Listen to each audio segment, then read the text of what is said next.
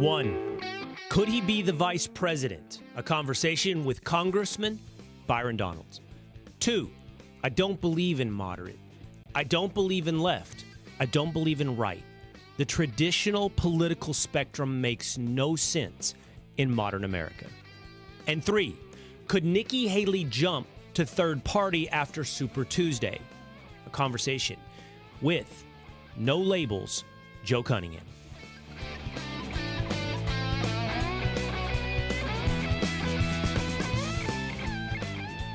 It's the Will Cain Show, streaming live at foxnews.com, on the Fox News YouTube channel, and on the Fox News Facebook page. Always on demand wherever you get your audio entertainment, at Apple, Spotify, or at Fox News Podcast. Hit subscribe to always hear the Will Cain Show. And head over to Will Cain Show on YouTube to get the Will Cain Show on demand by hitting subscribe. I had a conversation this weekend in South Carolina with Congressman Mike Waltz. Mike Waltz, Republican, former Green Beret, incredibly impressive individual, friend here of Fox and Friends and the Will Cain Show. But we had a disagreement on Saturday night after Donald Trump won South Carolina. And that was about the future of the movement, a populist movement that places America first. I told Congressman Waltz that in looking at the Republican presidential primary debate stage, I didn't see a deep bench. I didn't see someone ready to take up the mantle of Trumpism, of America first. Waltz disagreed with me and said he thought there were plenty of people that inspired positivity, the ability to lead forward in a different direction that I think defies traditional definitions of left and right. I wanted to share this story with you in this context. Over the past 6 months, I've been doing my best to talk to as many people in Lahaina, Maui as possible. I've been making phone calls. You, the listener of the Will Cain Show, you, the viewer of Fox News, you, the American, so generously gave us $2.5 million that I promised to put directly into the hands of people affected by those fires in Lahaina. To date, we have distributed something like 180 $12,000 grants in what will ultimately be over 200 families who lost homes in Lahaina that receive $12,000, again, out of your generosity, donating $2.5 million. I try to make personal contact, vet as many of these individuals as possible, and what that adds up to is a lot of nights on the phone, talking to people, explaining why I'm calling, hearing their situation. And I just wanted to share one story. I wanted to share the story of Dwayne Kobataki. Dwayne works public works in Maui. He was in the fires that day.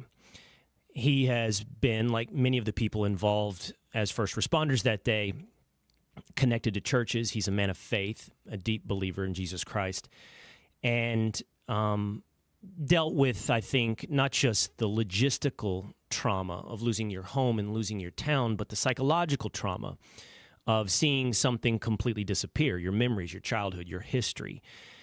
Over 110 people, and being there directly as you're surrounded by flames.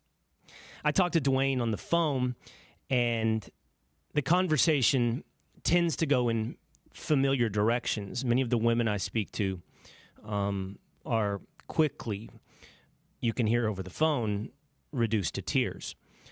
But they all say the same thing, and Dwayne, as a man, said something that I hear often. It's so hard to ask for help. It's so hard to be the recipient of someone else's generosity. You want to position yourself in this world to be someone who's there for others, not someone who's among the others asking for help. And Dwayne said, and I have heard this more than once, that the biggest eye-opening thing in this entire experience is the generosity of your fellow man, is the generosity of your fellow American. Hawaii's always had a tenuous or somewhat strained relationship with the mainland, with the idea of America, the last state to join the Union, a strong independent streak. Hawaiians think of themselves, not unlike Texans, as Hawaiians. That doesn't mean they don't think of themselves as Americans, but they feel thousands of miles, both emotionally and literally, removed from America. But Dwayne said to me something, again, that I have heard. I can't believe the generosity of people that I have never met, who don't know me. I can't believe the generosity of the viewers of Fox News, of the listeners of the Will Cain Show, of America. And Dwayne said, this is something I want my children to try to understand. I want them to understand America. Those are direct words. They're not the only time that I've heard them. Dwayne and I talked a lot about, my life in the summers in Maui. We talked about body surfing on Kaanapali Beach. He said, brah, that's my body surfing break. If I do a little pigeon there, forgive me. He said, it's possible we were in the same waves. And I said, it's possible we were. He said, we might have been in the same barrel. I said, it's possible, as we found out we're roughly the same age. I then saw Dwayne's picture, and he is a giant of a man, tattooed in traditional Hawaiian tattoos. And I said, Dwayne, if we were in the same wave, I promise you I yielded. I promise you I would have backed out should there be any competition. I just wanted to share with you that story because I want to remember who we are. I want to remember that positivity.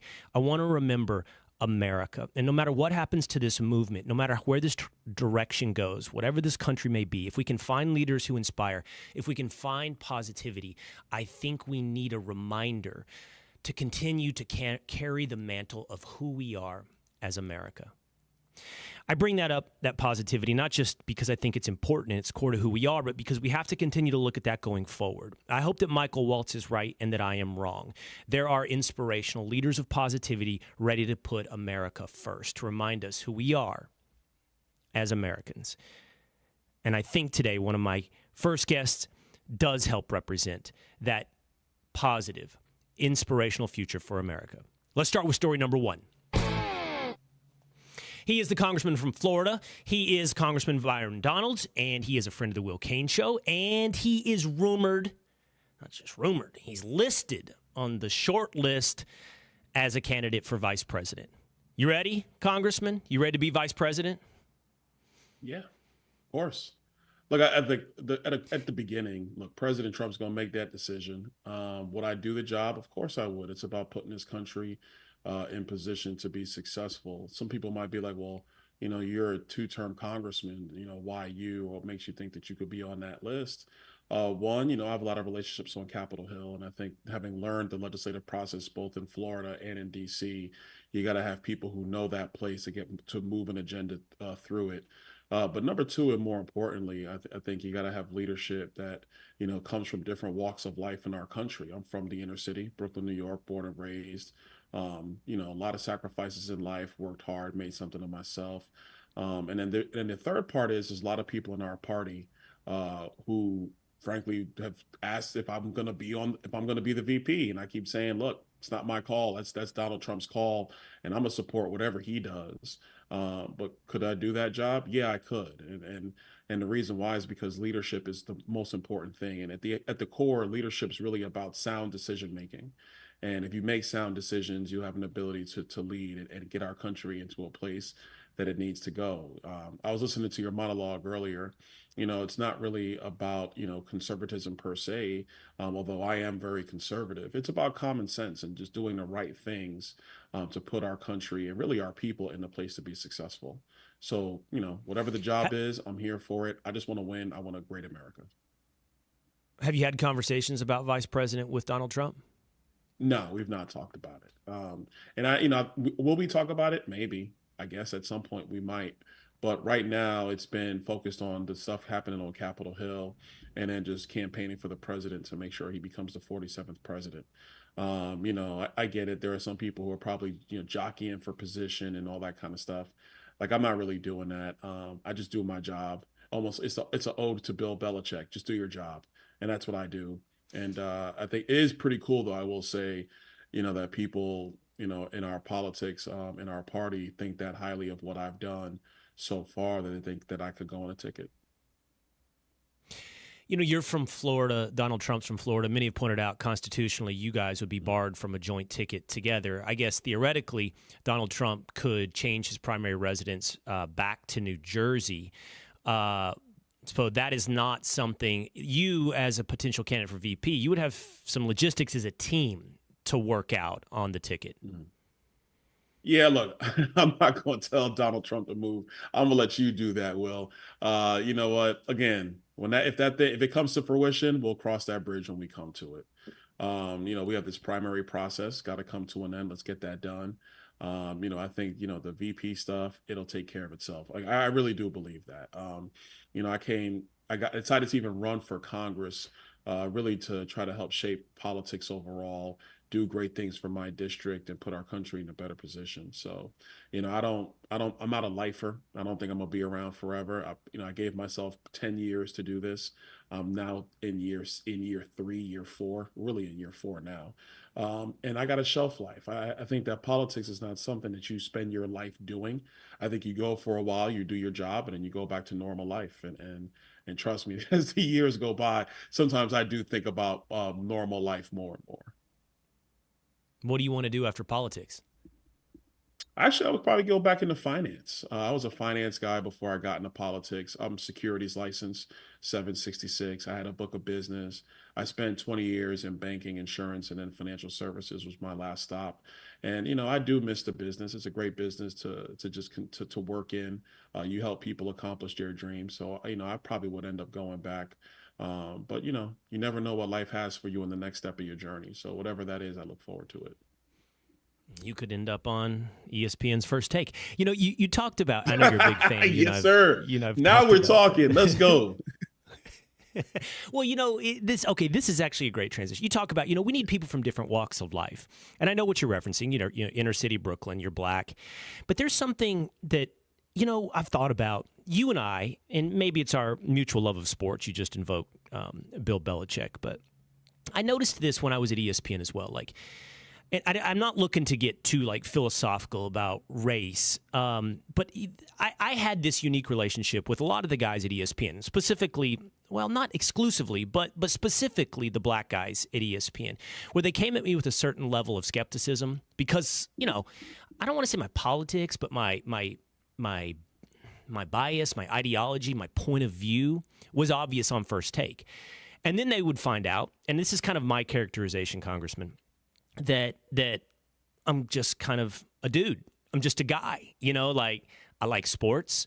I like to give each other a hard time. I like to laugh. I like to have fun with one another. I don't take myself too seriously. And I think that's kind of one of the reasons you and I have hit it off to some extent, that whether or not you're black and I'm white, we're both dudes, and as I look across Washington, Congressman, I'm not sure there are a lot of dudes. And I'm using that phrase because it's just kind of it's the same thing you would encounter in a locker room. It's the same thing you would encounter in so many different walks of life where it's yeah, we could be at a bar. We could be talking sports. We could be over each other's house. We could be having a good time, right? That doesn't mean there's not differences in our experiences in life, but there is a common thread. And I'm curious, do you see that a lot in D.C.? Because I don't see a lot of dudes in Washington, D.C. Look, I'll put it this way. There's a handful of members I hang out with where, we talk normal life. We don't just talk about what happened on the floor or what's happening with the leadership or anything like that. I think because even us, we need to be able to decompress. There's a handful of guys, we go grab cigars or we'll have drinks or we'll just hang out and just talk mess, watch games, whatever. And you got to be able to do that, man. You got to enjoy life. Life on Capitol Hill can be stressful. But at the end of the day, we're still people. And I found even when I was in the state legislature, there was a handful of guys that I just hung out with. And, we always would chop it up and, you have fun, crack jokes and just be men, even though there's an awesome responsibility, that we have. So I would say I would say what you're saying is accurate. Look, there's a lot of different ways to get to Capitol Hill. Some people are political lifers and that's all well and good. That's just not been my experience. And so, okay, I like to, spend time with guys who are just fun. They have a good time. Who do you chop it up with on Capitol Hill? Oh, man. I hang out with Corey Mills. I hang out with Rich McCormick, Pat Fallon. I'll hang out, me and him. I hang out every now and again. Wesley Hunt, my guy to Texas. He's a fool. He's a character. So we always have a good time. Mark Green, who's actually going to be leaving us soon. A bunch of us are getting together in a couple of days. We're going to hang out. There's a bunch of us that just get together periodically, in spite the schedules and in spite the travel. So here's a relationship I'm curious about. I'm curious about your relationship with Jamal Bowman, Congressman, Democrat, New York. You're originally from New York, so I imagine you and Jamal have some similar life experiences, or you know, I don't know if you grew up the same way, but you know, grow up in the same town. You have some commonalities. And I saw that video. You may have done it more than once, where you and Congressman Bowman have been on the front steps of the Capitol, basically doing an episode of First Take over some kind of congressional issue. And I'm kind of curious, like, what is your relationship like with Bowman? Actually, it's pretty good. It's a good relationship. We don't see each other too often, but when we cross paths, we say hello, engage a little bit, see what's going on in his world, see, with respect to family, like, man, how's your family doing? How's my family doing? Stuff like that. What happened on the steps was just purely organic, because one of the first conversations we had was nothing about politics. It was football. And we were talking about the Giants at the time. And so, we were just going back and forth over football, talking about different teams, how we saw the season going. And so every time we would talk, we would actually not talk politics. One of the things that most people don't understand is that there's not a lot of debating that goes on in Washington. There's actually very few debates in Washington. Everybody just kind of gives speeches and they go on about their business. So when you see a member and you engage, you end up talking about something that you find common ground on. For us, it was football. So then when I got down to the state, we would argue like, you argue like you argue in a barbershop. So we were arguing over football like that. And then when they came to the Capitol steps, because we had already engaged in that back and forth before, then the cameras just got to see it. But it was about politics, and it was about I think it was about the time it was about President Trump and Joe Biden, and he was like, what about Ron DeSantis?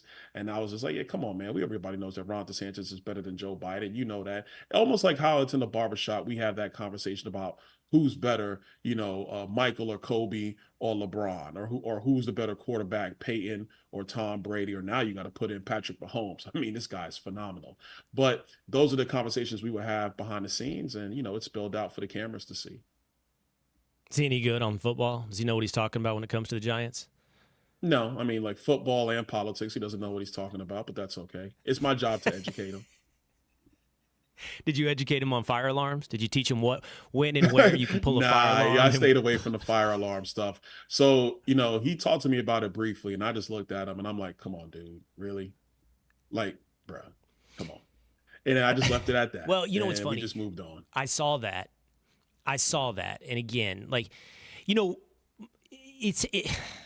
how do you say this? Like, I can't say, hey, I know black culture, but like, I've kind of been surrounded by black culture much of my life. I'm from a small town in Texas. At the time I was growing up, it was white and black. Now it's like every other town in Texas and across most of America, heavily Latino.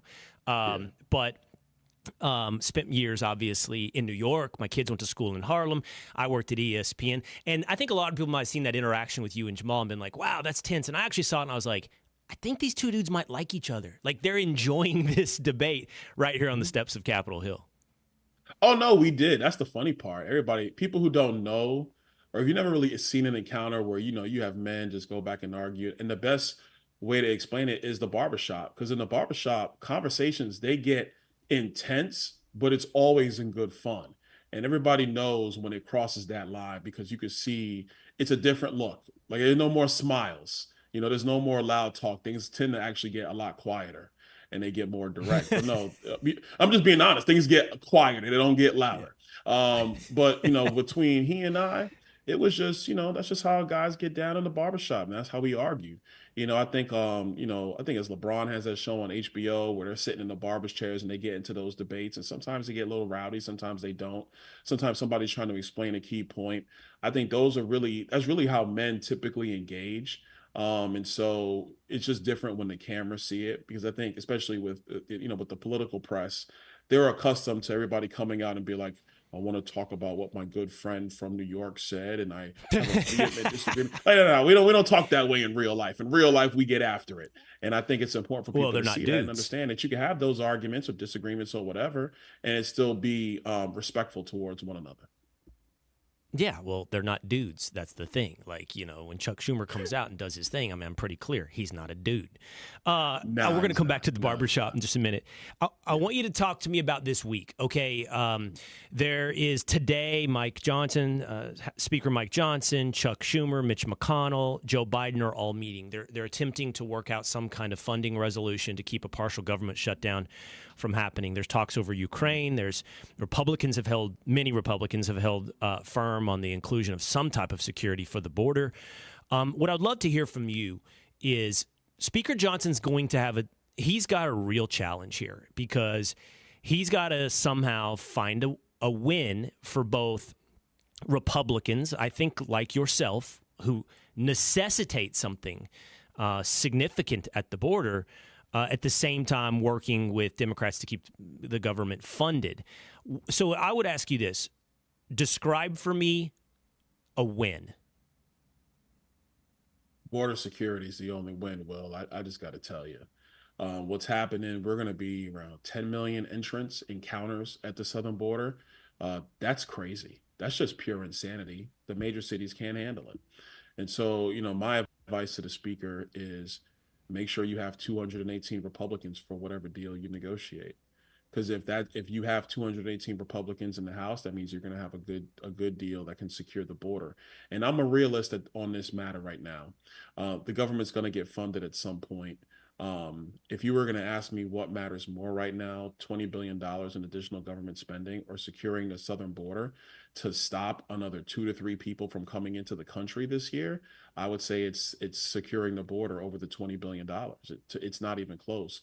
We know we have a massive spending problem. We got to fix it. The Democrats don't want to do that. But you can't take in this amount of people into your cities, into your towns, into your states, and not have major repercussions down the line. And I think you're already starting to see it. Describe for me the win on securing the border. What could you get from the Biden administration and from Democrats that would be a win for our southern border? Remain in Mexico, ending parole and catch and release. I think those would be two major wins. There's other things you could do around family separation, stuff like that. And I think it's important for people to understand that right now, the Biden administration does not do DNA testing at the border when children come across with a adult that they say is the family member. There is no DNA testing. So nobody knows if that's truly the family or not. The cartels and the coyotes know as long as they send an adult over with a child, the child will get in and the adult will get in, regardless if the adult is actually the parent.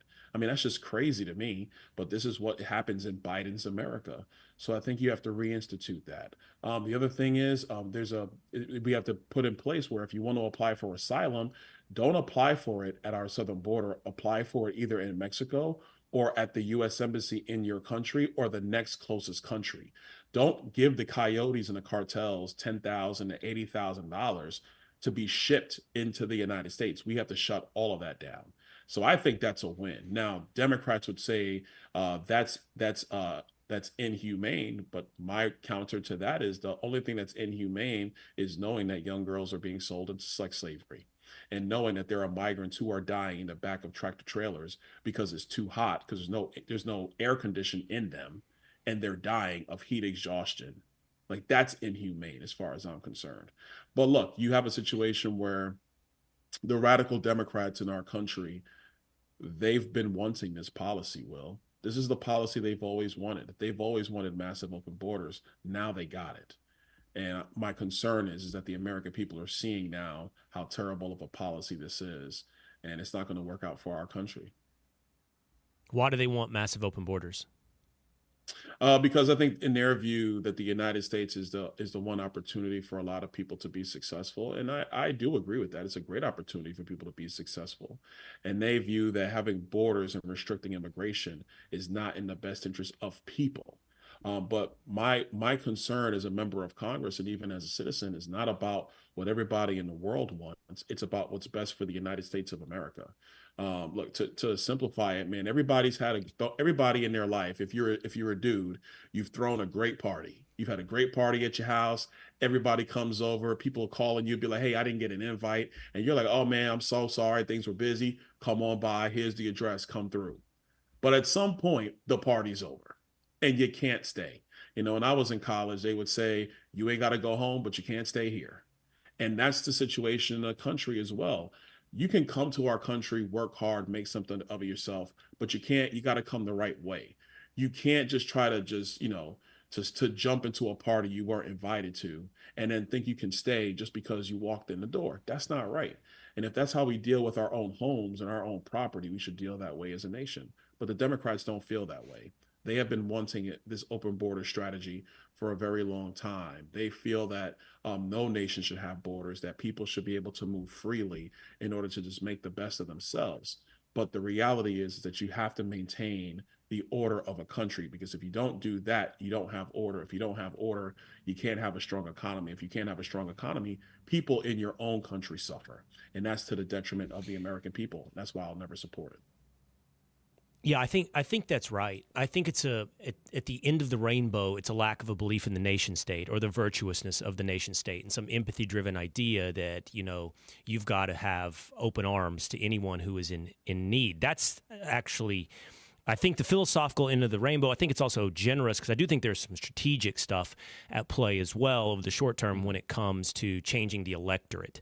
When you brought up DNA testing and you brought up asylum, the case in Georgia is an illustration of both of those, where the illegal immigrant killed that woman at the University of Georgia because, from what we know, I believe he had an arranged or a marriage of convenience to avail himself of the asylum laws.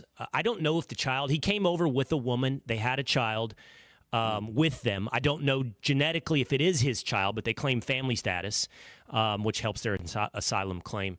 And you see right there that's a case where your potential solutions very probably could have had a positive impact that averted the murder of a young woman in Georgia.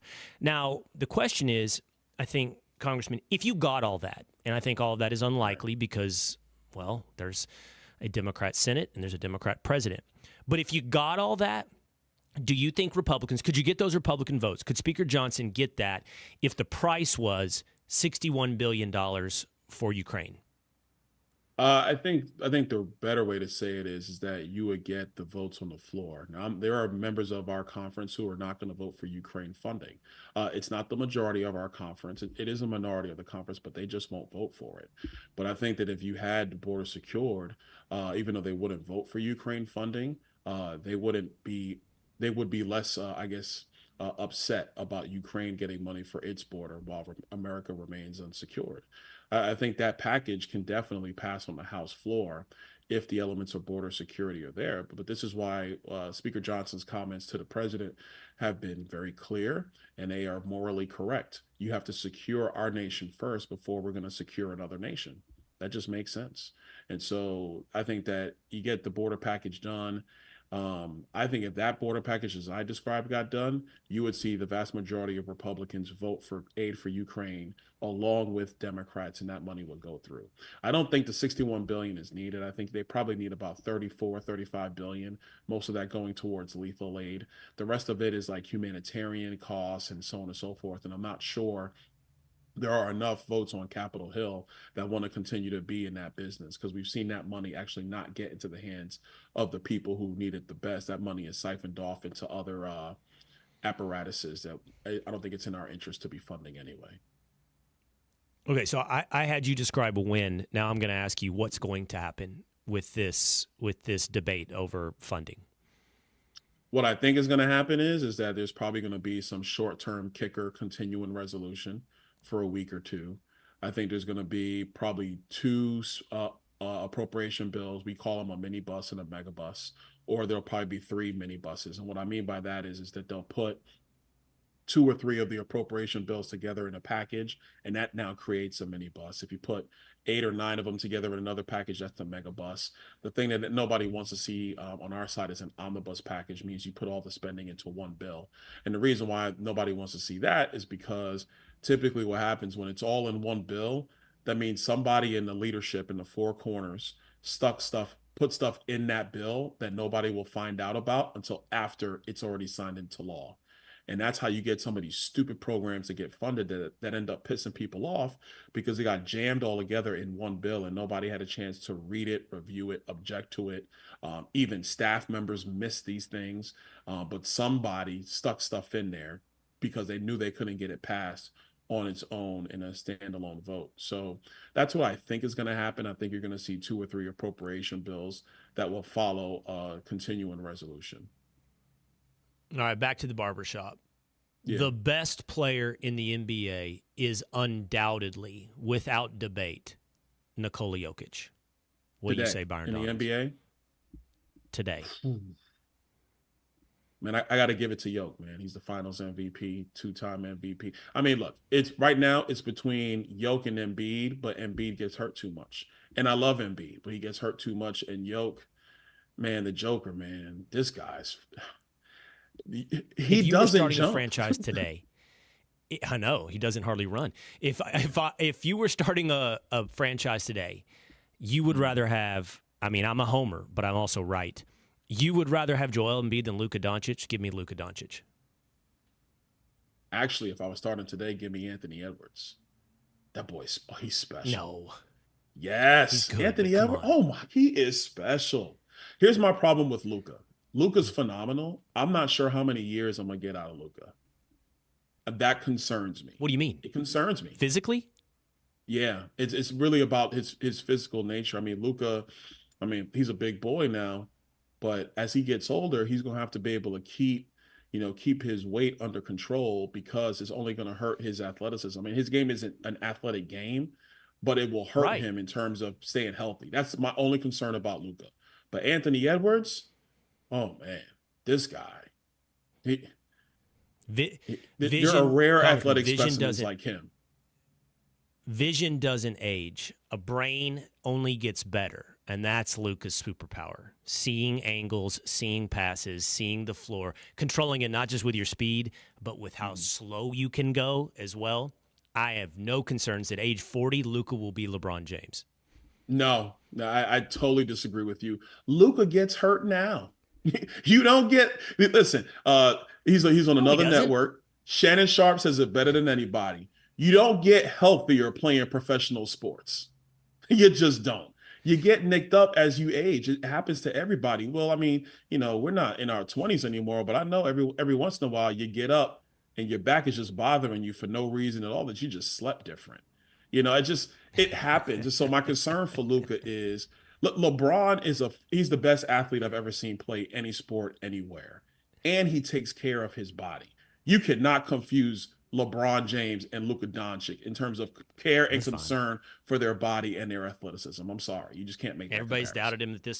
Everybody's doubted him through this point. I mean, I can't believe it's like people just give me gold. They just leave it on the side of the road and I pick it up. Like I'm the one that said Stephen A, your boy Shannon, which by the way, if you invoke Shannon Sharp on a basketball debate, you're usually losing.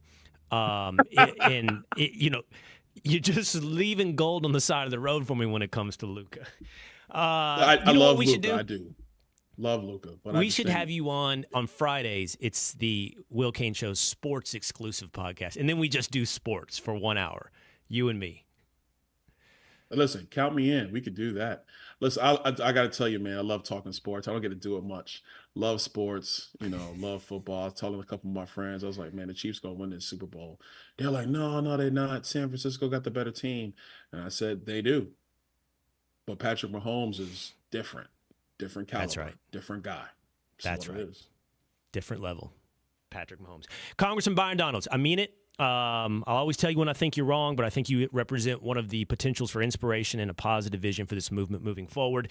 So I appreciate you, and I appreciate you being on the Will Cain Show. Hey, listen, thanks, Will. Thanks for having me on. Take it easy. All right. Take care. You heard Congressman Donalds say it's not left, it's not right, it's common sense. I no longer can really believe in the idea of left or right, and therefore I can't believe in the idea of moderate. I've had several conversations with friends over the last couple of weeks, mostly at home here in Dallas, about the idea of extremity. And I no longer understand where to contextualize that. I feel like everyone's speaking a different language because in modern America, I don't see a political spectrum that is a straight line between left and right? And if that's the case, how do you position yourself as a quote-unquote moderate? Let's dive into that next on The Will Cain Show.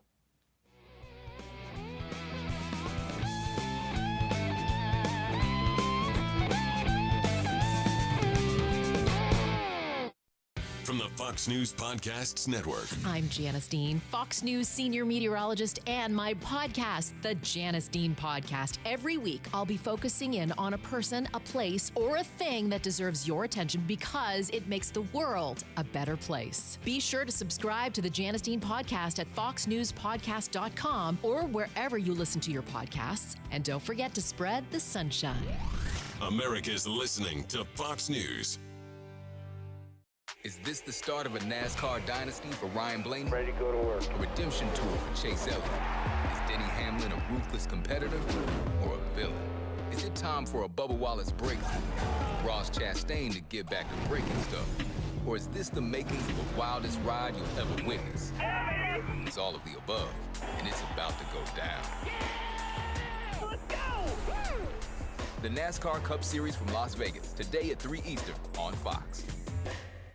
I'm Dana Perino, co-host of The Five and co-anchor of America's Newsroom. Join me for my brand new podcast, Perino on Politics. Listeners of Everything Will Be Okay will gravitate toward this podcast too. Every Monday, I'm going to talk to people I trust in politics as they tell me what they're seeing and thinking in the 2024 election cycle. As they prep me to cover the upcoming election, they'll prep you, the voters, too. Make sure you subscribe to this series on foxnewspodcast.com or wherever you download podcasts and leave a rating and review.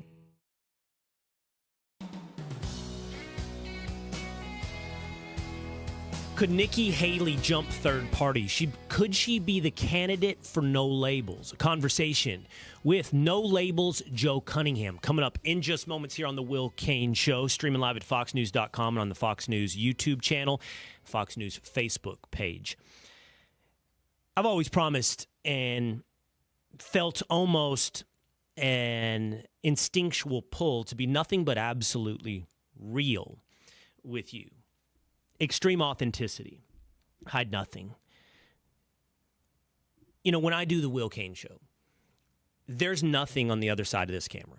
There's no teleprompter. It's black. Right over here, I've got a return where I can see myself and the guest talking. I don't read anything that I share with you. That doesn't mean I don't prepare. I don't think about it. When I do, for example, when I do an interview, I bullet point out different topics I want to hit with a guest, but I follow my curiosity within the conversation and use those bullet points as sort of road markers to come back to within the conversation. When I do a monologue, I think as I started to learn when I was in law school at the University of Texas, outline, bullet point, different things that I want to cover. I write them down in a legal pad. I often make bullet points here, and the truth is, after I write it down, I rarely have to look at it. There's something about the process of outlining or bullet pointing that puts it in to my memory. I tell you all this because when it comes to what I want to talk about now, I have no outline. I have no bullet points. And honestly, I don't even know that I have a coherent thought. I just want to sound it out with you. And I think I'm trying to sound it out with myself in real time, over time.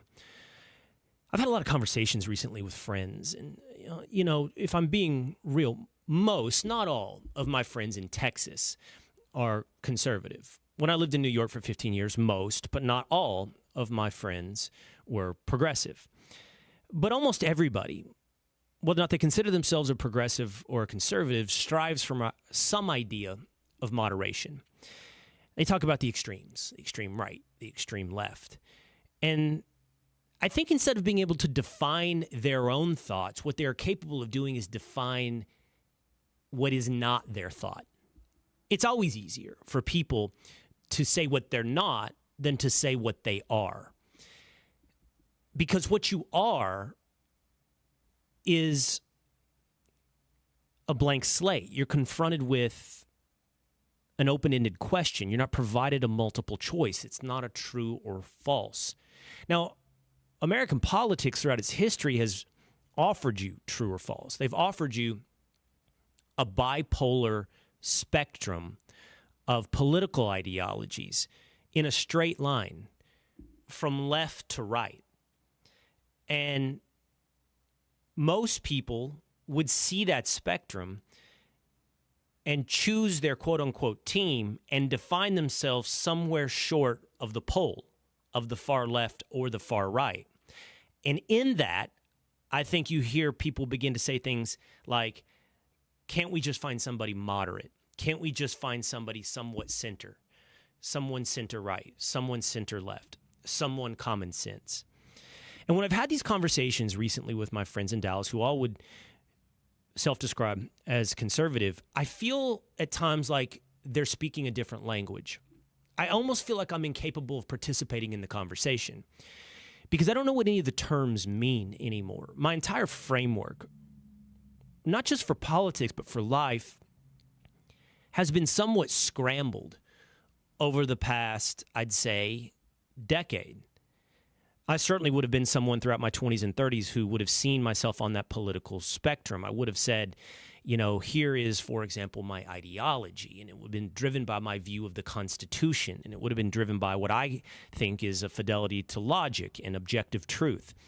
But what has happened over the last 8 to 10 years is any coherence in that spectrum, I feel like was absolutely put into a blender.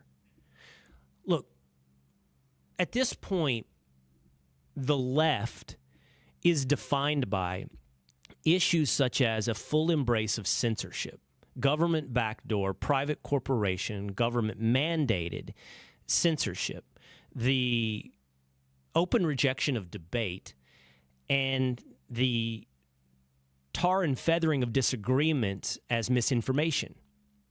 The left is far now removed from any fidelity to free speech. The left is for open borders, and the left is for a liberalization when it comes to laws on crime. But at the same time, the left is now much more active globally, militarily, and seeing apparently now America as the defender of global democracy. On the other hand, the right also shares, much of the right, that same globalist protector of democracy ideology. So how are they polar opposites? Far right 15 years ago would have been defined by George W. Bush launching wars in Iraq and Afghanistan. And far left would have defined itself in that true or false as other, dovish, skeptical of foreign military involvement. Now they're the same. There is no doubt that, there are some on the right, as we've, I think, learned from and in some cases leaned into populism, who have veered towards pandering, telling you what you want to hear. And so I don't know anymore, how you define yourself as a centrist. I don't know anymore how you could possibly stake out a position that could be reasonably described as moderate. There are people throughout time who said it's not a polar line, it's not linear, it's more circular. And at the top, communism and fascism meet and are very similar. And I think there's something to that. But I still don't think the way that we talk to each other culturally, the issues that are presented to us, I don't know where the lack of ability to define a man and a woman fits within any political spectrum. And I feel like we've been put into a blender where there is no such thing as moderate. And I can't launch into that spiel when I tell someone, well, that's why I don't see much difference between Nikki Haley and Joe Biden. It's why I can't have a clean conversation about why Donald Trump doesn't represent in my mind anything beyond stylistically far right. What does that mean? What is far right? Trade fairness instead of free trade? Skepticism towards military involvement globally? Are these now staked out positions of what someone would be considered far right? Explain to me anymore, the context. And the truth is, there never was a context. It was all wrapping paper designed to present us with, I think, truly a false either or discussion. True or false, A or B. It was never real. It always just made it easy so that we could define what we are not and never have to confront what we are. I know this. Here's what I am. I believe in the maximization of freedom. I believe in a culture that is grounded in a moral and historically and standing the test of tradition and time, Judeo-Christian ethic. I believe in the United States is a risk-tolerant nation built on frontiersmen and entrepreneurs. And I believe that when we set our hierarchy of priorities, we should always start with what serves America first. Now, you define that. You tell me what that's not. You tell me how that fits on that spectrum. And I guess then I'll be able to tell you what I am. I'm not left. Am I right? I'm not moderate. Am I America first? And I don't think I'm alone in this frustration.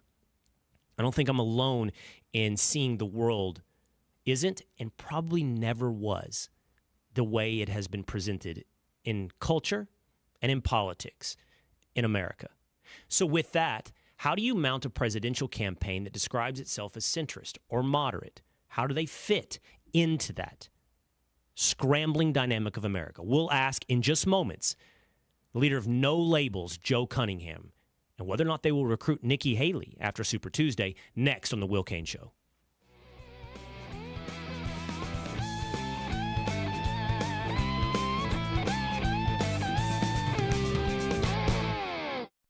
Get all of your favorite Fox News podcasts commercial-free on Apple Podcasts with Fox News Podcasts Plus. From Dana Perino, Kennedy, Ben Domenech, The Duffys, and many more. Subscribe now by going to foxnewspodcasts.com.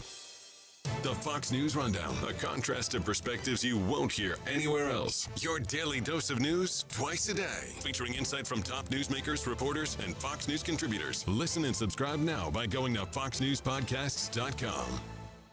Did you hear the news? Now you can. With instant updates from Fox News for Amazon Alexa. Breaking stories and top headlines, the economy, and so much more. Brought to you by Fox News, America's #1 cable news network. Plus, setup couldn't be easier because everything's ready to go in the app. Just say, Alexa, play news from Fox. In Fox News. It's the latest when you need it, on demand, from Fox News and Amazon Alexa. From the Fox News Podcasts Network. Listen to the all-new Bret Baier podcast featuring Common Ground, talking to lawmakers weekly from opposite sides of the political spectrum about the issues of the day and how Americans can find common ground in a politicized world. That's just not happening on Capitol Hill. It takes leadership, right? Yeah, it absolutely does. Along with all your Bret Baier favorites like the campaign, the candidates, the all-star panel, and much more. Available now at foxnewspodcasts.com or wherever you get your podcasts.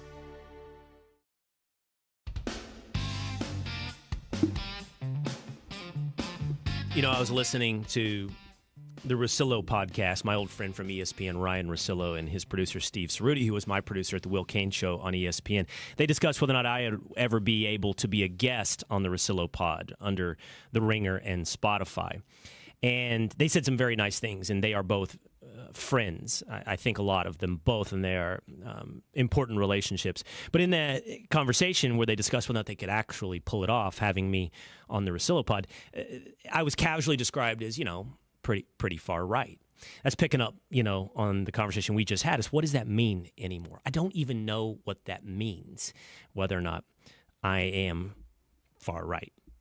Let's figure it out, because it also helps contextualize what the role of a third party is and whether or not there's such thing as moderation. Coming up right here on the Will Cain Show, streaming live at foxnews.com on the Fox News YouTube channel. Also on the Fox News Facebook page and on demand at Apple, Spotify, or Fox News Podcast. Hit subscribe. Go find Will Cain Show on YouTube. You can get past episodes, share them with your friends. Hit subscribe. He is No Labels Joe Cunningham. He's a former Democratic congressman from South Carolina. He was this weekend on Fox and Friends. Joe, we made some news. Some of our conversation made its way around the media, where you told me that you would be happy. You would be, I don't know that you used the word thrilled, but you would be happy to welcome Nikki Haley to No Labels.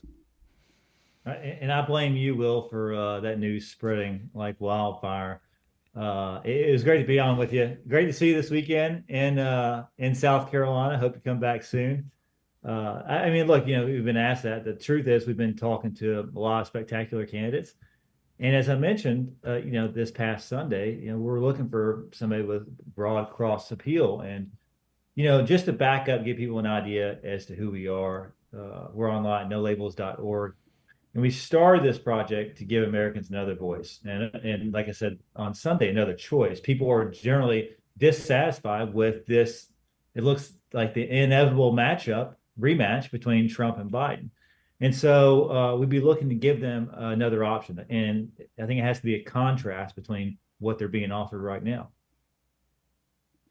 I appreciate you backing up, Joe. This isn't designed to be a campaign ad. I'm not necessarily, obviously, promoting no labels. I seek understanding. And I told you this weekend, hey, I want to have a deeper conversation with you, a longer conversation than the 3 or 4 minutes we get together on Fox and Friends, which you very graciously drove an hour and 45 minutes from Charleston to Columbia to give us those 4 minutes. I hope it was worth it. And now I'm excited to go a little deeper with you. But, I do not want to take for granted that people know no labels. Give us a little bit, Joe. No labels has been around a little bit. There's a little bit of history to it. Just give us that background of no labels. Yeah, so it's a 501c4, and it was started, over a dozen years ago. And the reason it was started was to create a space in Congress for Democrats and Republicans to meet and hopefully try to bridge this partisan divide. I ran for Congress in 2018 here in South Carolina's 1st Congressional District, which was held by Mark Sanford, and heavily gerrymandered Republican seat. No one expected me to win. And I remember somebody on the campaign trail mentioning this caucus, the Problem Solvers Caucus, which No Labels helped create, the one I'm talking about.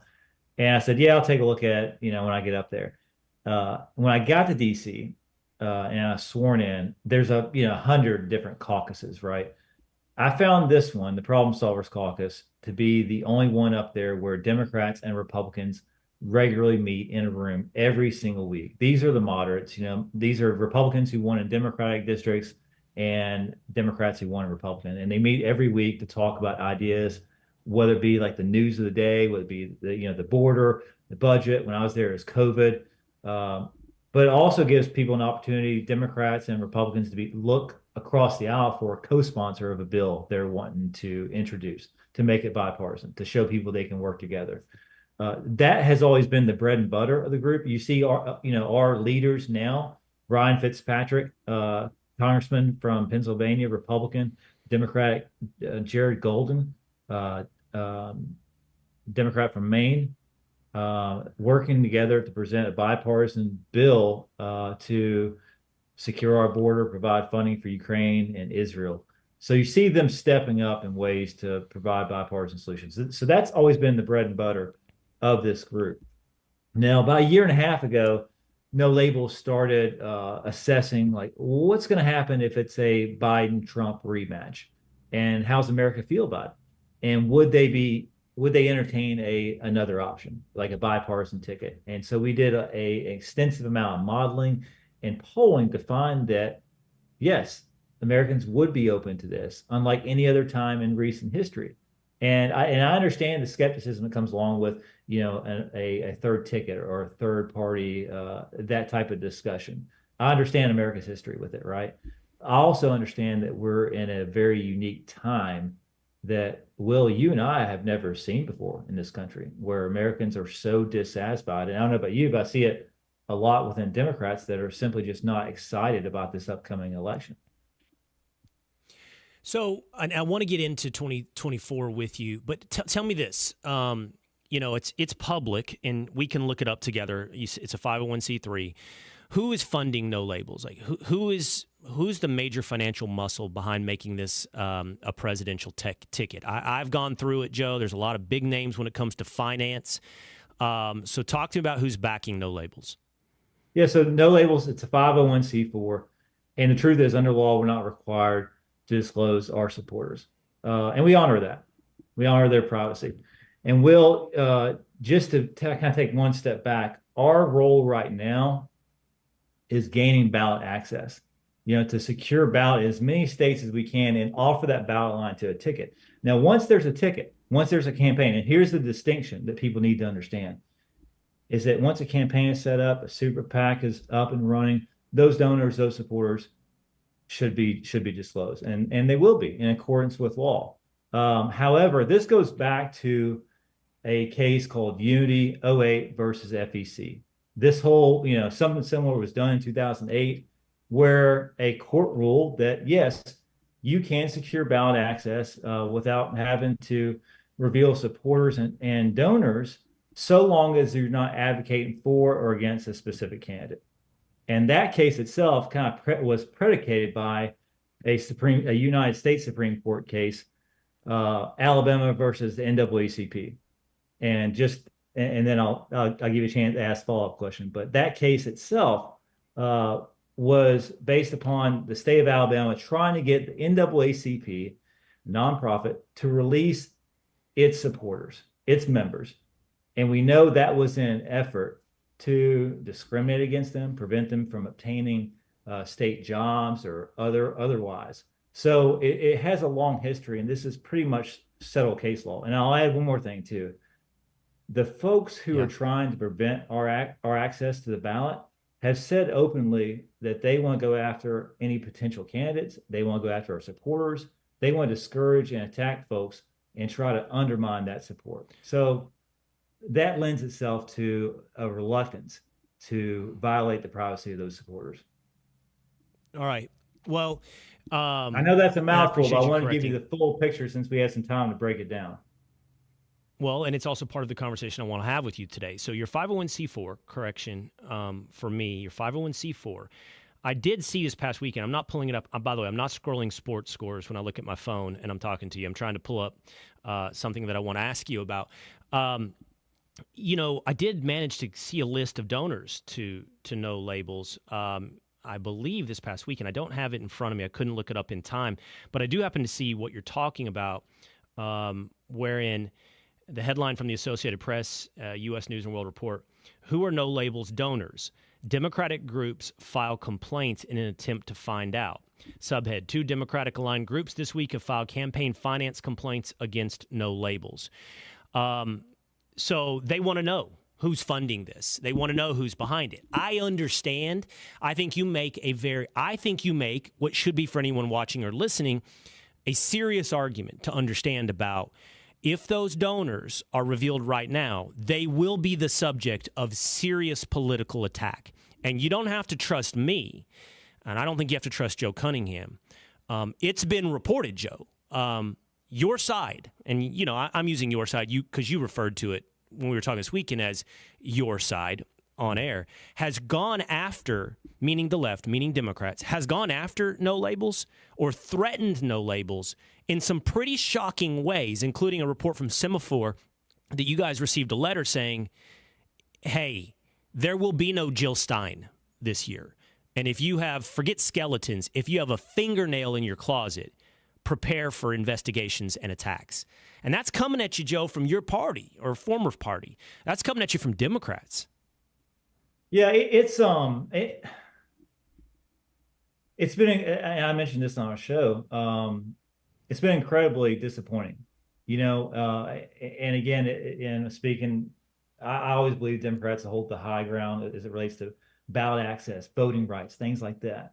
But when you hear stories such as the one that came out this weekend about that robocall for Biden, these tactics, which I thought kind of was similar to the efforts by a Democratic operative to hijack our No Labels website and turn it into a false website and mislead our supporters. I told you I was up in federal court in Delaware where a judge ruled in our favor. And we continue to go to court because of partisan groups trying to block our access to the ballot. I cannot think of anything more anti-democratic than trying to block somebody's access to the ballot. And I'll speak for a second about my good friend Dean Phillips, who's experienced this firsthand, running in the Democratic primary, access being blocked in Florida, in North Carolina, in Tennessee, and in other states.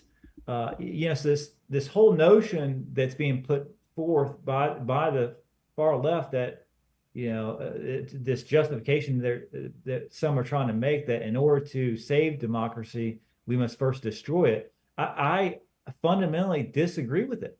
I come from look.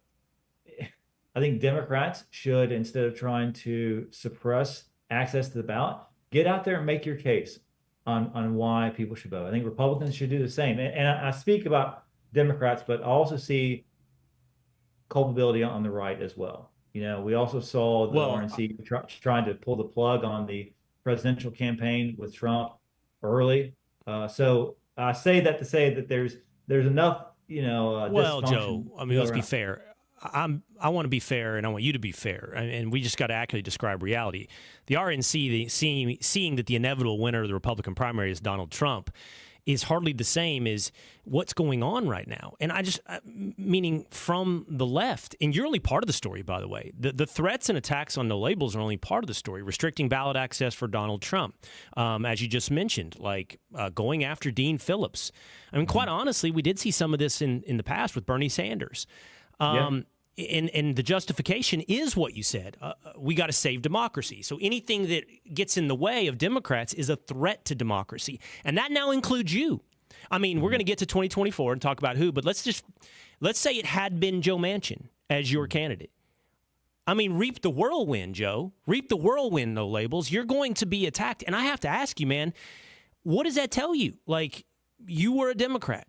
What does that tell you about the state of democracy in Democrats? Well, it's disappointing. I marched across the Edmund Pettus Bridge with John Lewis his final time.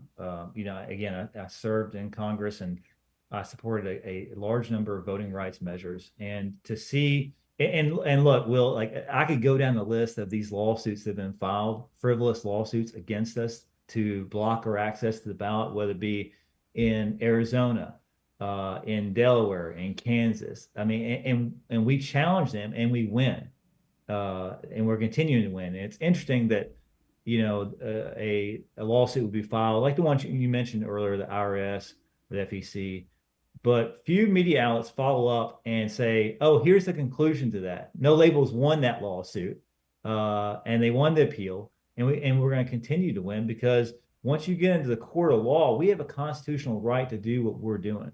And while it may not be accepted by partisan groups, we're simply exercising our constitutional. And it's not about no labels winning, as I mentioned on Sunday. Like 75% of the country are not excited about this rematch, and they want another option. We're fighting like hell to give it to them. That's all we're doing. We're not advocating for or against a particular candidate. Once a candidate, if and when a candidate is announced, Will, and these attacks can continue. That may be politics as usual. Once you have a named candidate, it can be that's running a campaign. I don't like a lot of the tactics, but that's different than accessing the ballot and what we're doing. And I don't want to deep tease the audience, but you and I are going to talk about 2024. We are going to talk about Nikki Haley and the role of no labels in 2024. But here's the thing, Joe, and I'm just having an honest conversation with you, and I don't know if you heard any of what I had to say before you came on, and I look at you, okay, and I take nothing away from your experience, and you have a level of involvement and experience on Capitol Hill that I don't understand. But I see this like, okay, everything sensible is described as bipartisan. Everything moderate is described as something that is between two poles described as partisan. And I'm having trouble with it, Joe. I'm just having trouble with this sort of like framework, okay? And I think this is part of what I'm getting at here when you see Democrats going after you so hard and, subverting democracy to save democracy. You said it earlier. Hey, this has never been more weird, or I can't remember the word you used, but where we sit today has never been more tenuous or chaotic in American politics. What that's done for me, Joe, is it's made me think, well, I don't have a coherent framework of left and right in which to understand what's happening in America. And so when you come to me and say I was on Capitol Hill and Joe Cunningham says, Will, we want you to come into the Problem Solvers Caucus. I'm like, hey, I want to solve problems, and I don't mind talking to people that I disagree with. I like that idea. Let's see what we can find.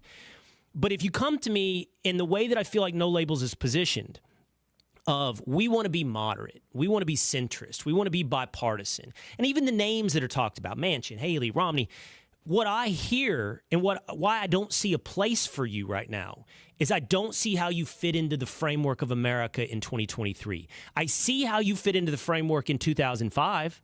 I could see how you are somewhere between George W. Bush and John Kerry, or something like that. But how do you fit into a framework beyond just personality. And we know that Donald Trump's personality is polarizing, and we know that Joe Biden's incompetence associated to his age is polarizing. But how do you help me beyond, like, I'm going to pick somebody who's very Washington, D.C., always been Washington, D.C., and sell it to you with the niceties of moderation? Yeah. No, that's a great question, Will. I guess I'd ask you, and I ask a lot of people this. Do you think Washington, D.C. is a reflection of the American public or vice versa? Oh, I think it should be vice versa, obviously. Or it should be that the Washington, D.C. is a reflection of the American public. I think it's increasingly less the case, to your point, and I don't think it even has a desire to represent much of America. So personally, this is me, Joe Cunningham speaking here. Personally, I get hung up on the disconnect between Washington, D.C. and America. And I'll take Democrats, for example. On the Democratic Party, how 80% of Democrats, believe that Joe Biden shouldn't run for re-election. You and I talked about this weekend. I said that publicly a year and a half ago when I was running for governor, and took a lot of blowback. Now more people are saying this, but not as many people in elected office. When you compare, the number of people in Congress who will say that openly, you can probably count on one finger, Dean Phillips, and he's running for president. So there's that obvious disconnect. So circling back and closing the loop on your question, where is a spot for this? I believe that somewhat in the middle is where most Americans are. And we put out this book called Common Sense, where we talk about different policies, and we talk about how both parties may go to the extreme of a certain issue, and where most Americans are on these hot button issues like gun safety or like women's access to their own reproductive health, their control over it. And we found out that there is a lot of agreement, somewhat in center. So that's substance. Now, style is something different too, Will. We see, you live this more than I do because you're in that realm of media, but that the people who say the most outrageous and outlandish things often are the ones who get the news. They're often the ones who get the retweets. They're often the ones who raise money off of it. I think at No Labels, I think what we've tried to do is tone down the divisive rhetoric.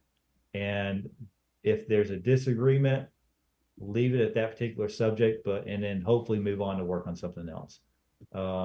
So when you talk about like where your spot is, where your role is, I think the Problem Solvers Caucus has had a lot of victories. I was up there for 2 years. I had 2 bills signed into law by Trump. I was able to do that because I was working through a channel that brought Democrats and Republicans together. Now, take any accomplishments or take any type of that work aside, I think you and I can probably both agree on having a space or a forum where you have people from opposite ends of the political spectrum, or at least different parties, sitting down and speaking to each other is probably advantageous to our democracy. I do agree with that. I will tell you that, like, rhetoric is one of my least, like, if you ranked my priorities, I understand that rhetoric can inflame the American public at a grassroots level. I'm not sure that's actually in our top 5 concerns, maybe not our top 10 concerns. I want to try something with you really quick. Okay, let me go through a couple of things, and I want to do it quick with you, and you can just kind of give me a thumbs up or thumbs down, yes or no. If you think it's too complicated, say that one's going to take too much time. Like, for example, like guns. Like you brought up guns. I think that issue is so infused with ignorance that it's impossible to figure out where the middle is on it. Like, I just think it's a hugely ignorant issue for most people that are polled. But I'm going to give you a couple things. Okay. Better yet, I'm just going to describe a platform, and you tell me, what about a platform that committed to securing the American southern border? My suspicion would be that would get a strong consensus support among the American people. A platform that said, hey, we need to be skeptical in trade. This is anti the Republican platforms from, say, 2012. We need to be somewhat skeptical of the effect of free trade on American jobs and have a little bit more of a protectionist mindset when it comes to, say, China or whatever it may be, and see if we can keep jobs in Pennsylvania. That might have been said in 2012 by Barack Obama. Now, I don't know. So I feel like I'm trying to give on both sides here on something that I think gives consensus. Certainly, if we were around the clock 10, 15 years ago, it would have been like, hey, should we be going into Iraq? Should we be going and staying in Afghanistan? Should we be going into Ukraine? You know, this would have been something I think where there's actually maybe some consensus to be found in America. I think that on the cultural stuff, I think it's overwhelming. It's not a consensus like on, you know, girls and boys sports or boys and girls sports and transgender issues. I think on abortion, you know, it's clear that the American public doesn't want extremely restrictive, democratically elected abortion laws. So what I'm getting at is I'm describing a platform for you, Joe. And I would be surprised, I'm going to let you push back on it, if you think that platform is divisive, if you think that platform is far right. And what I wonder is, that is basically the platform of Donald Trump. And so is the entire response just to the person instead of the platform? Is it style over substance? Well, we see, you know, we've done a lot of polling, and what we find is, you know, to your point, and I guess it's a different way of saying it, is that a lot of people in the country, especially in the Republican Party, and even a share of independents, would say they like Trump policies, but not Trump. And so that would lend credibility to what you just said. A lot of people do have a problem with style. A lot of people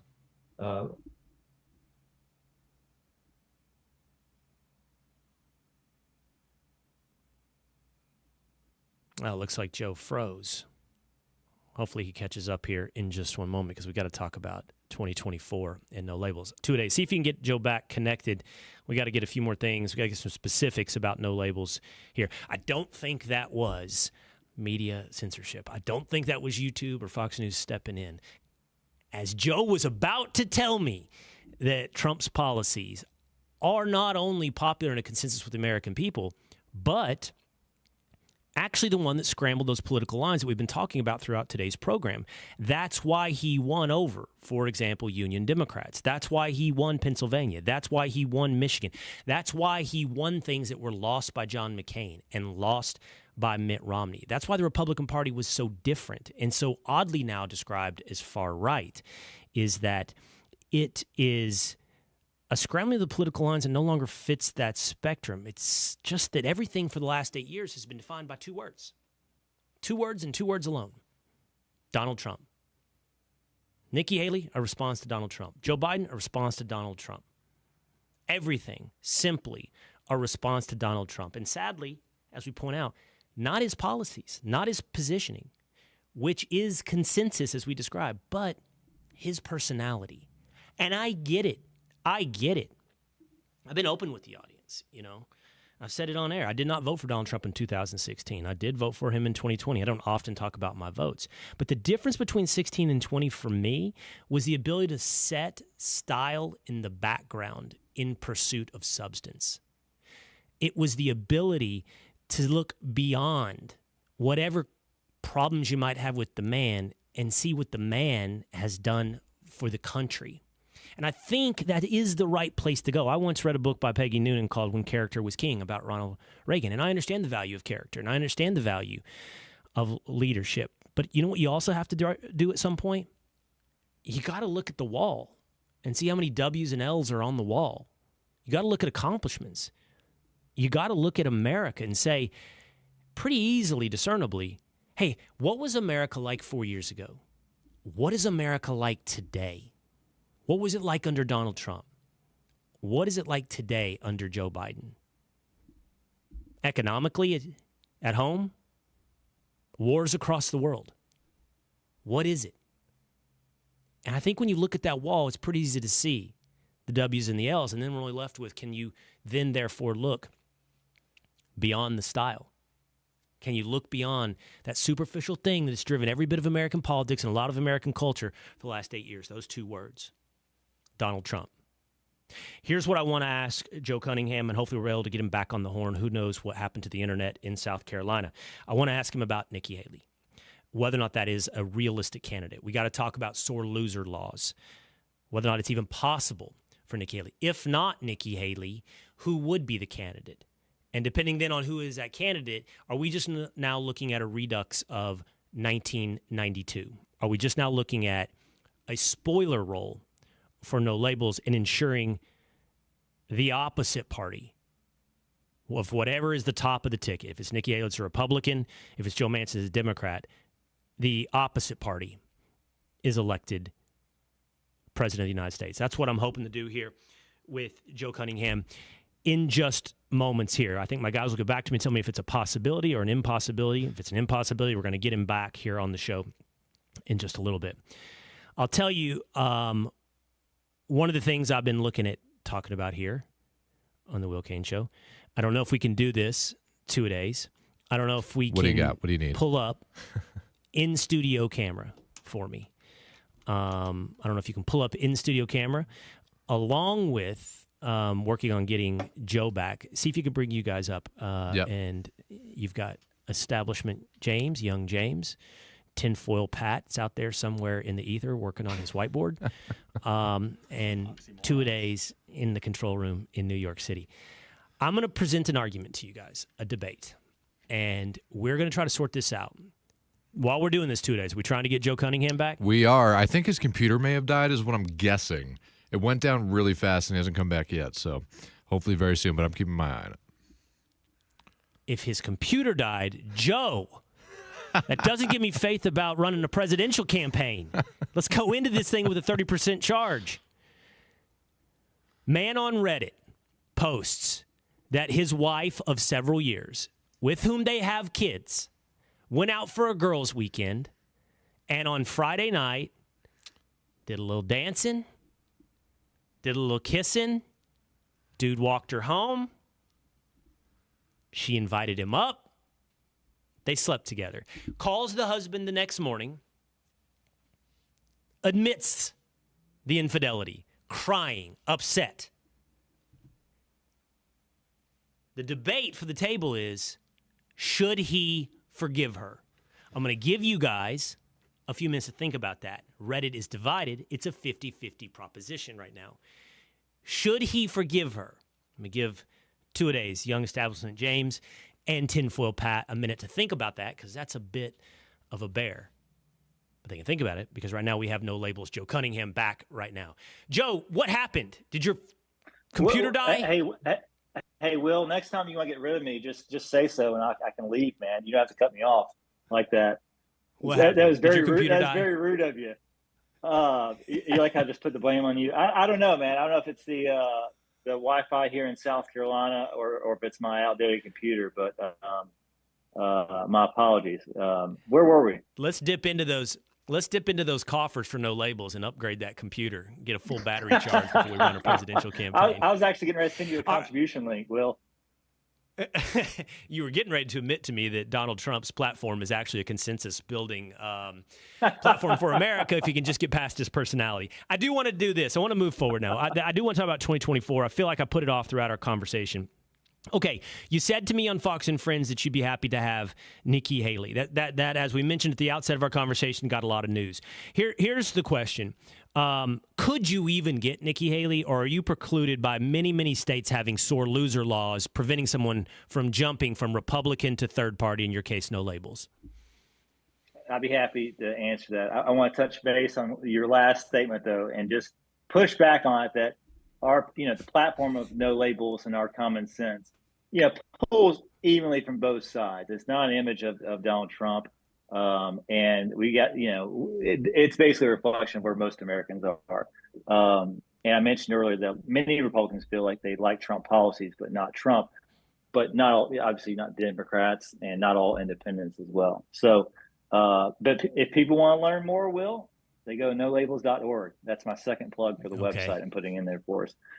So on your question about, if the sore loser laws, which have been talked about recently in press, which apply to a number of states. And for those listening who may not be familiar with those, it basically says if you run for an office under a particular party, you lose that primary, you're precluded, you're prevented from coming back and running in the general election under a different banner, under a different party. As in anything, Will, with law, it's a gray area, and we have a lot of great attorneys and legal scholars looking into just our full extent of what our options are. And here's a few different factors that come into mind. Number one, what's going to happen with this Colorado Supreme Court case? What's the Supreme Court going to say as to how Donald Trump was removed? And here's the connection between that case and a sore loser law.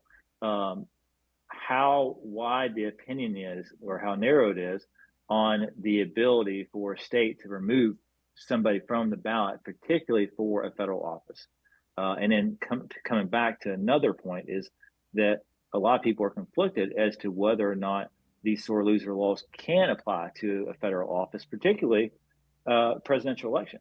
And even taking another step back and realizing that, well, the people aren't really directly electing a president; they're electing the electors, which then elect the president. And that's that's a nuance, but an important one as well. But at the end of the day, we have to put all that into calculus and determine where it applies, how it applies, and which states a ticket like this, based on modeling and polling, could be impacted by, and whether or not that would essentially, block or inhibit a pathway to 270 in the Electoral College. So is it your belief then, and I know what you're talking about, everything in the law is gray, and there are attorneys out there. I've seen some ballot experts who have said that in the end, they believe that these state sore loser laws would not preclude someone from running for president. So is it your belief that if you choose Nikki Haley, she can legally be the candidate for no labels? We don't know yet. As I mentioned, I think I don't think there's a clear answer yet. And further, I think what the U.S. Supreme Court may say about Colorado, or to a lesser extent Maine, will be very instructive as to how far can these states go in removing people from the ballot, and whether or not they have a right to, particularly on the federal offices, but even more importantly on the presidential, vice presidential ticket. Who is your top draft pick? Not dodging the question, Will, but it does. You can see how it gets complicated, and there's a few different factors. And you spend much of your presidential campaign litigating the legitimacy of the campaign. Who is your top draft pick? Is it Nikki Haley? Well, we're talking a lot of different leaders, and I don't think there's anyone with like an inside lane. But we've always said, as I mentioned on Sunday, our time frame is to get past Super Tuesday. And for that reason, it's to know who the presumptive nominees are. And as we mentioned on Sunday, we think it's me, Trump, Biden, but we're waiting. We're going on our own time frame. And then we're going to assess, what leaders that we're very interested in, and they're very interested in this. And, look, no labels could say all day which potential candidates they're interested in, but as you know, it's got to go both ways. And so, I can tell you there's a number of very qualified and spectacular Who are you candidates. Considering? I can't share with you the names, Will, no matter how many different ways you ask the question. Unfortunately, I'm not being coy, but going back to the beginning of our conversation, man, like, what folks and groups and people will try to do once names are floated. You and I both know very well the level of intimidation, the level of harassment. So, well, there have been names that have been floated. Joe Manchin and Mitt. Are you going to figure out Joe Manchin and Mitt Romney? Are you going to figure out another way to ask the question? Well, I'm really good at this, and we'll see how good you are at withstanding I know me. you are. I don't expect no. anything less. Well, but I can tie it together here. So here are two names that have been mentioned: Joe Manchin, Democrat, Senator, West Virginia; Mitt Romney, Republican, Senator, Utah. Both have said, though, they're not going to do so. Is it your understanding that has been what you're telling me is, you tell me names, they will be attacked. They will be the subject of pressure. Were those two men subject to those attacks? Well, I mean, you see things play out in the news media. I guess that would be a question best asked to them, whether or not Manchin and Romney felt attacked. I've seen the same news article as you have. I've seen a lot of speculation as to names that have been circulating, but I'm not here to confirm or deny, because I don't want to be the reason that people get subjected to attacks or harassment on their side. I feel like you are using a little bit of legitimacy as a ripcord on your parachute out of this conversation. The legitimacy is the attacks. I'm not sure you telling me today we would really like this person would subject them to immediate attack beyond what's already there. So I'm going to try this one more time. I'm going to try it different, okay? I'm not asking you to tell me who you're considering. I'm not asking you to tell me your top draft pick.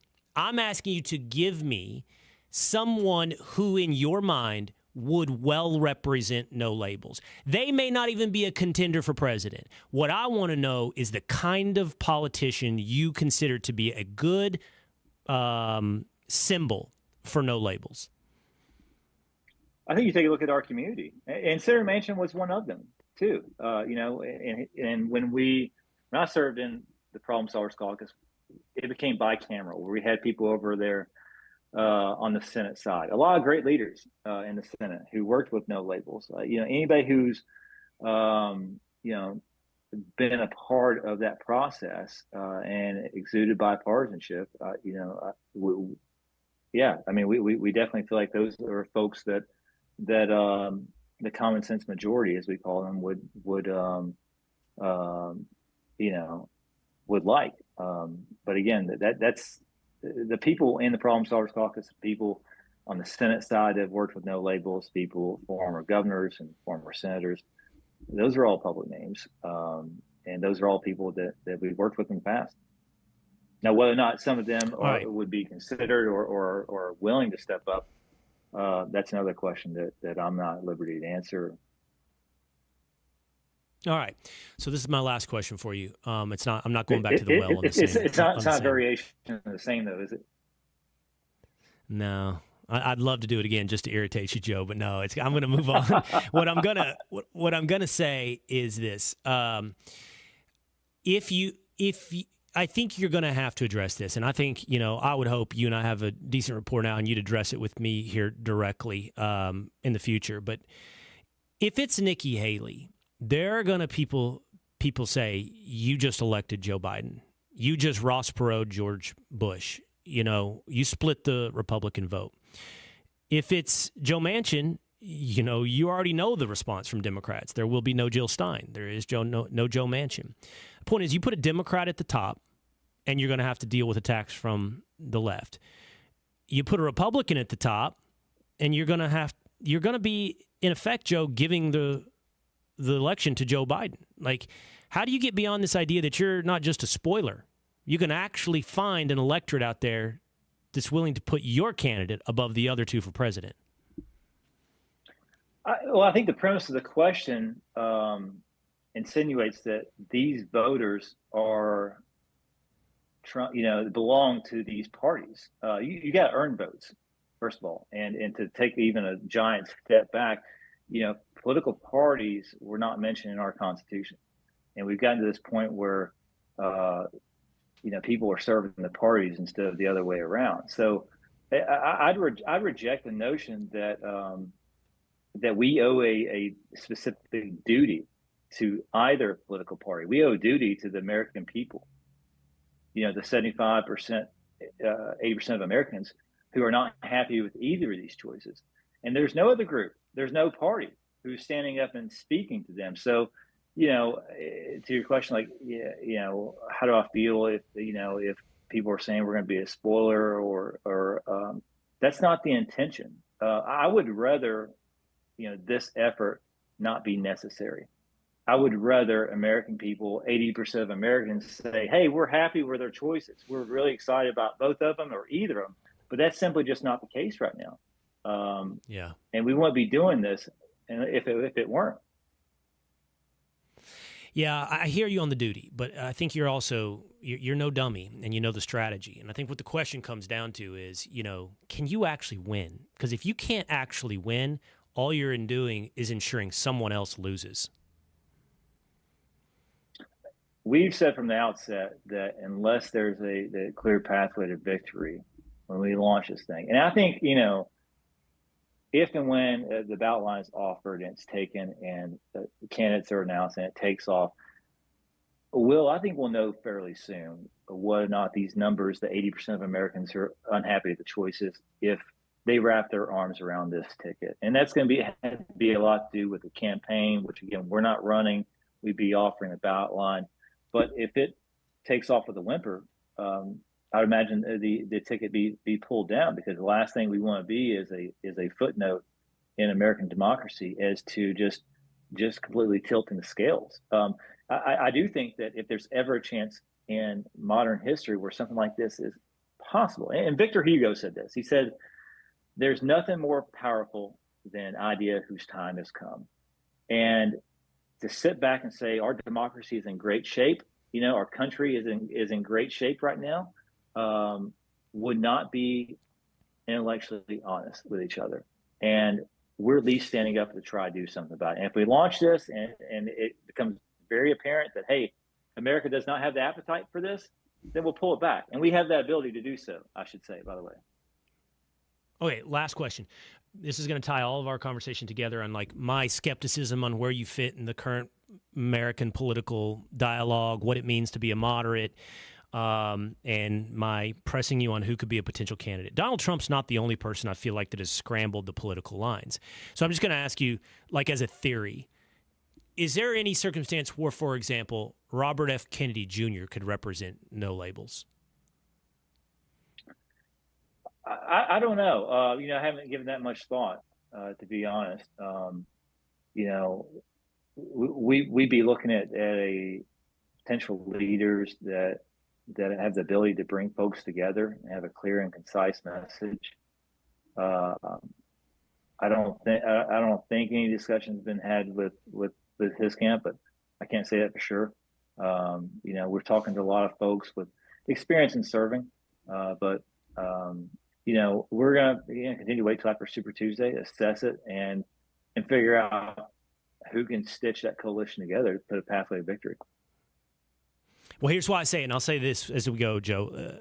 I don't begrudge your existence. I don't. I hope that you guys don't play a spoiler role. I appreciate what you said about pulling it down. If that's the only role we're going to end up playing, there's not a pathway to victory. But I'll say, I like the idea of not giving Americans just a two-part multiple choice question. I don't think it should reflect America. But I also don't think the answer is to just find something that's bipartisan in the middle. I think it's to stake out unique ground that addresses the unique issues of the American public. And if that's who you guys end up being, if that's what you could be, then I think that you're a very valuable addition to the American conversation. And you're a valuable addition to this conversation. I really have appreciated this despite your technical issues. You tried to back out on it once I got you to admit that Trump was the consensus platform in America. Now, I'm giving you a hard time. I know you didn't say that. But I do appreciate you, Joe, and I hope you'll join us again as this thing takes form here over the next several months. I'd love to, and thanks for having me on, and enjoyed the discussion. And, at the end of the day, we're looking for folks who put their country ahead of their party and who can answer the call. And, I think we'll know a lot more in the coming month, and look forward to chat more with you. All right. Thanks a lot, Joe. There he goes. There's Joe Cunningham here on The Will Cain Show. All right, a long episode, small technical break, which we filled with some content which we need to bring home now. So let's go back to the studio. Let's bring back in two-a-days young establishment James, and if he can, tinfoil Pat, pulling himself away from the whiteboard with arrows and lines going everywhere. Man deals with the fact that his wife cheats on him on a girls' weekend. They've got kids. They've built a life. They've been married, I think it was something like between 5 and 15 years.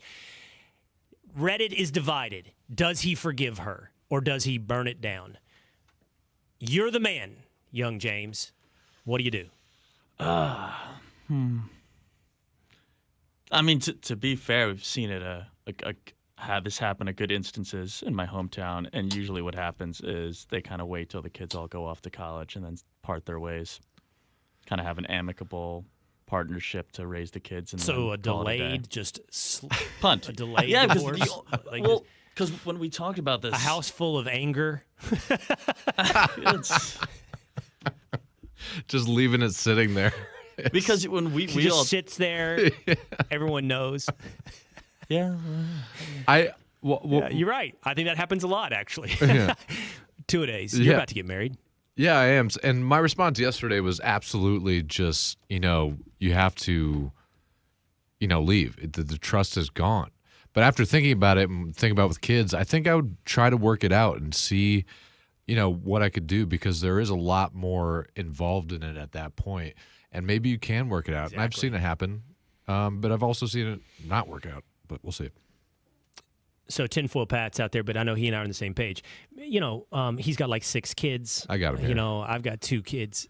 And I'll tell you, I think that if it's you, James, you walk away. Honestly, if it's you, Dan, if it's you, Dan, even you're not yet married. I think you walk away. Yeah. If it's me or Pat, we've built something more than just the edifice of our ego and even trust. We've built kids and a life, and it's just bigger. It's bigger than your ego. It's bigger than your frailty. And I know a lot of guys are like, oh, you can never regain the trust, or even whatever, your alpha. I don't know. But a man has more to do than just be. I don't know. There's too much. The foundation has a house built on top of it. Maybe the foundation is eroded now, but you can't destroy kids' lives. You can't destroy your financial, by the way. Wait till the courts get a hold of you in that divorce process. You're not going to win. You can't destroy everything. If she's truly remorseful, by the way, and wants to come back and is dedicated to making this thing work, I do think forgiveness is part of life. So I think it's an interesting question. We can keep it up. Will Cain Show at fox.com. Hit me up at Will Cain. See Will Cain on Instagram. Let me know what you think. Big episode. I think a lot of interesting stuff today with Congressman Byron Donalds and Joe Cunningham of No Labels. That'll do it for us today. I will see you again next time on The Will Cain Show.